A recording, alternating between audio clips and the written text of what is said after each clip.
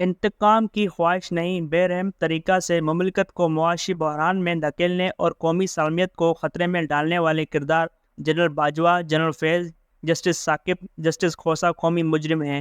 انہوں نے قتل سے بڑا جرم کیا ہے، ان کرداروں کو کبھی معاف نہیں کیا جا سکتا۔ شکریہ نواز شریف، پوری قوم آپ سے متفق ہے۔ بیانیے کی خد و خال کو مزید سنواریں، ہم ہر قدم آپ کے ساتھ ہیں۔ نواز شریف نے 21 اکتوبر کو قدم رنجہ فرمانے کا اعلان کیا۔ یقین تھا ووٹ کو عزت دو کے بیانیے کی غیر موجودگی میں نواز شریف کا نیا سیاسی سفر صحیح لا حاصل رہتا۔ نواز شریف کا نیا بیانیہ اور قاضی فائز عیسیٰ کا چیف جسٹس بننا غیر معمولی واقعات ہیں۔ پاکستان میں ایک نئی صبح کا آغاز ہو چکا ہے۔ قاضی صاحب کے لیے چند کلمات۔ عمران باجوہ نظام عروج پر زمینی خداؤں نے فیصلہ کیا کہ قاضی فائز عیسیٰ کو حرف غلط کی طرح مٹا دیا جائے۔ ایک مشہور شعر کا قافیہ ردیف خراب کرتے ہوئے، زمینی خدا لاکھ برا چاہے تو کیا ہوتا ہے، وہی ہوتا ہے جو منظور خدا ہوتا ہے۔ جنرل باجوہ، جنرل فیض، صدر علوی، وزیر اعظم Imran Khan, chief justice Khosa, chief justice Gulzar, chief justice Umar Bandial, ایسے کردار اکٹھے ہوں تو بنتا ہے مطلق العنان زمینی خدا۔ تاہم یہ لوگ بھول جاتے ہیں کہ جسے اللہ رکھے بھلا اسے کون چکھے۔ مجھے نہیں معلوم کہ قاضی فائز عیسیٰ قومی توقعات پر پورا اتریں گے۔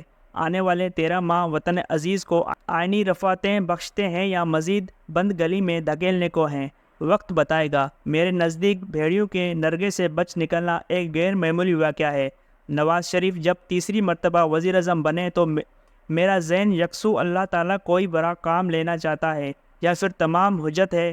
طاقتور مقتدر سے بچ نکلنے والے قاضی فائز عیسیٰ کے معاملے میں بھی اللہ تعالیٰ کو بڑا کام لینا ہے یا اتمام حجت۔ وطن عزیز کی سیاسی بحرانوں اور آئین کی بے حرمتی کے اتار چڑھاؤ کی 70 سالہ تاریخ، موجودہ عسکری قیادت کے مملکت کو تا حیات تصرف میں رکھنے کا عزم۔ چنانچہ اسٹیبلشمنٹ کو آڑے ہاتھوں لینے والے سیاستدان عوام الناس کی آنکھوں کا تارا بنتے ہیں۔ میرا رہنما اصول متعین سیاست میں آپ کے سارے گناہ معاف رہتے ہیں۔ اگر سیاسی بیانیہ توانا ہو، وطنی بدقسمتی کی توانیہ بیانیہ ایک ہی ہے کہ اسٹیبلشمنٹ کی مد مقابل ہم ٹھوک کر آئیں۔ 50 کی دہائی سے جتنے سیاستدان مرجع خلائق بنے، عبدالقیوم خان، ذوالفقار علی بھٹو، نواز شریف اور اب عمران خان، سب میں قدر مشترکہ اسٹیبلشمنٹ کو للکارا اور رفعتیں پائیں۔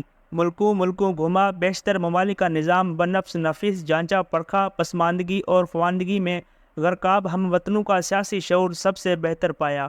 بھٹو صاحب کو جب 1970 میں غریبوں بدحالوں نے ووٹ دیا تو بھٹو صاحب خصوصاً پنجاب کے لوگ تو نام سے بھی نا واقف تھے۔ بھٹو صاحب جچ گئے کہ اسٹیبلشمنٹ کو للکار رہے تھے، اما بعد ان کی ہر بات مسیحائی ہے۔ 2018 میں عمران خان جب وزیر اعظم بنے تو اسٹیبلشمنٹ کا مہرہ ہونا مستحکم تھا۔ قطع نظر کے 2014 سے 2018 تک اسٹیبلشمنٹ، عدالتی نظام اور وطنی میڈیا نے نواز شریف کو زمین بوس کرنے کے لیے بہیمانہ طریقے سے مجرمانہ گٹھ جوڑ کیا۔ کیا نواز شریف کی مقبولیت کو نقصان پہنچا؟ ہرگز نہیں۔ 2018 میں نواز شریف ایسی مقبولیت سے پہلے کبھی متعارف نہ تھے۔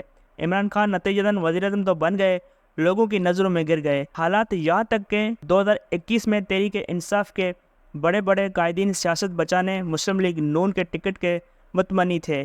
کیا وجہ کہ انتہائی غیر مقبول عمران خان مارچ 2022 سے جچنا شروع ہو گئے۔ وطنی سیاست جو کبھی ان کی گرفت میں نہ تھی، چند ماہ میں اس کا محور بن گئے۔ اینٹی اسٹیبلشمنٹ بیانیہ ہی نے 4 چاند لگائے۔ مت بھولیں، عمران خان حکومت وطنی تاریخ میں ریکارڈ کرپشن، بدترین انتظامی، اقتصادی بدحالی اور سیاسی عدم استحکام سے دوچار تھی۔ جیسے ہی اینٹی اسٹیبلشمنٹ بیانیہ اپنایا، کوئی پوچھ نہ ہوئی، ساری کرتوت کارکردگی سے صرف نظر رہی۔ ایک اور مثال، نواز شریف 2001 میں جنرل مشرف کے ساتھ تہذیب آمیز معاہدہ کر کے جلا وطن ہوئے۔ مسلم لیگ نون کے لیڈرز، ووٹرز، سپورٹرز اپنے لوگوں کو منہ دکھانے کے قابل نہ تھے، نواز شریف سے سخت نالاں ہوئے۔ بالآخر 24 نومبر 2007 کو جب پاکستان واپسی آئے تو دسمبر 2021 تک 14 سال ملکی سیاست کے بے تاج بادشاہ رہے۔ کسی نے معاہدے کا سوال نہ کیا کہ آتے ہی اینٹی اسٹیبلشمنٹ بیانیہ اپنا لیا۔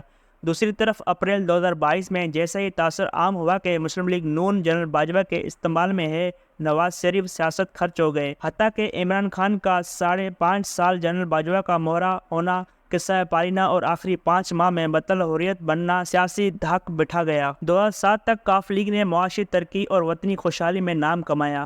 کیا وجہ کہ 2008 کے الیکشن میں تہذیب آمیز شکست سے دوچار ہوئی کہ جنرل مشرف کا بغل بچہ تھے۔ ایک مثال اور ایوب خان نے پاکستان کو جس ترقی اور خوشحالی سے متعارف کرایا، 10 سالہ جشن منانا بنتا تھا، آج بھی اس ترقی پر گزر اوقات ہے۔ دوران جشن ہی لوگوں نے گھسیٹ کر صدارتی محل سے نکال باہر کیا اور بھٹو صاحب کو سر کا تاج بنا کے اینٹی اسٹیبلشمنٹ بیانیہ کا جادو تھا۔ 2 دن پہلے نواز شریف کے پاس سیاسی بیانیہ تھا، نہ ایسی سیاست میں خلا موجود تھی۔ اقتدار کی تلاش میں ووٹ کو عزت دو بیانیہ عمران خان کو منتقل ہو چکا تھا۔ خام خیالی کے معاشی بدحالی اور مہنگائی پر وضاحتیں بیانیہ بنتی، آسودگی لاتے۔ نواز شریف کا کل 20 اکتوبر 2020 کے اپنی تقریر دورانہ اینٹی اسٹیبلشمنٹ بیانیہ اپنانا تریاک بننا تھا، ملکی سیاست میں بھونچال لے آیا ہے۔ اسٹیبلشمنٹ کے مہرے سراسیمہ نظر آتے ہیں۔ لامحالہ جنرل باجوہ، جنرل فیض، جسٹس ثاقب، جسٹس کھوسہ کی سازشی جرائم کا احاطہ ہوگا تو عمران خان کا شریک جرم ہونا اور مستفید ہونا بھی ثابت ہوگا۔ قابل احترام اسٹیبلشمنٹ سے درد مند پاکستانی کی اپیل، خدا کے واسطے نواز شریف کے نئے بیانیے کو محفوظ راستہ دو کہ موجودہ حالات میں آپ کے پاس کوئی دوسری چوائس نہیں۔ اگر نواز شریف کے بیانیے کے خلاف ماندانہ رد عمل آیا تو آج جو سیاسی خلا عمران بھر چکا وہ ملکی سالمیت کا مکو ٹھپنے کے لیے کافی ہے۔ نواز شریف کی سیاست پر قوم کا اعتماد صرف اور صرف ووٹ کو عزت دو کا بیانیہ اپنانے ہی سے بحال ہوگا اور سیاسی استحکام واپس لائے گا۔ قدم بڑھاؤ نواز شریف، ہم تمہارے ساتھ ہیں۔